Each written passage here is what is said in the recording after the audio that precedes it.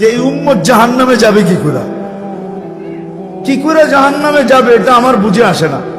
আমি তো কোথাও টোকায় পাই না এই উম্মতে জাহান্নামে যাওয়ার সুযোগ, কোনো রাস্তা দেখি না যে এই উম্মত জাহান্নামে কি করে যাবে। কিন্তু তারপরও যাবে, এটাও সত্য। তারপরও তাহলে বোঝা গেল ওর মতো হতভাগা কেউ নেই, এই উম্মতে জাহান্নামে যাওয়ার কোনো সুযোগ নেই।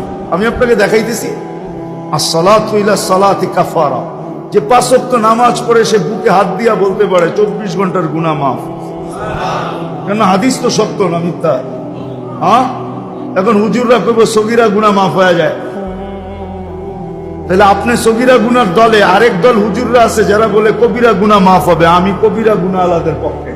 যদি না হইতেন, আরে ইস্তেগফার লাগবে না মেয়ে, যদি না হইতেন তাহলে আল্লাহর রাসূল কেন ওসমান রাদিয়াল্লাহু তাআলা আনহুকে শীতের মৌসুমে বসন্তের সময় বাহিরে নিয়া গাছের ডাল নাড়া দিয়া সমস্ত পাতাগুলা জড়ায়া তারপরে কেন বললো আমার উম্মত যখন ফরজ নামাজ পড়ে গুনাহগুলা এইভাবে জোড়া যায়? ওইখানে কি বলছে নাকি বড় পাতা ছোট পাতা?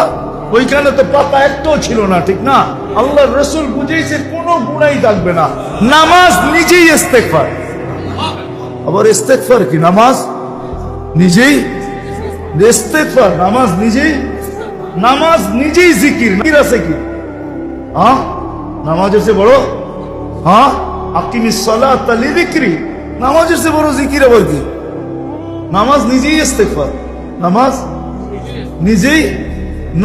নিজেই শ্বাসের অ্যাকশন না খালি। আপনি নামাজ চিনেন? যদি শ্বাসের না হইতো আল্লাহর রাসূল কেন বলতো ইদা সালুহা সালুহা সাইরুল আমাল, নামাজ ওকে, তোমার পরিপূর্ণ জীবনটা ওকে, সর্বদিক ওকে।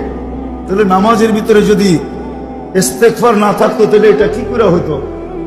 সমস্ত বন্দেগীকে গ্রহণযোগ্যতা পাওয়ার জন্য নামাজকে গ্রহণযোগ্যতামূলক বানাইতে হবে। নামাজ ওকে, সব ওকে। তো যেটা বুঝাইতেছিলাম পূর্ণতা,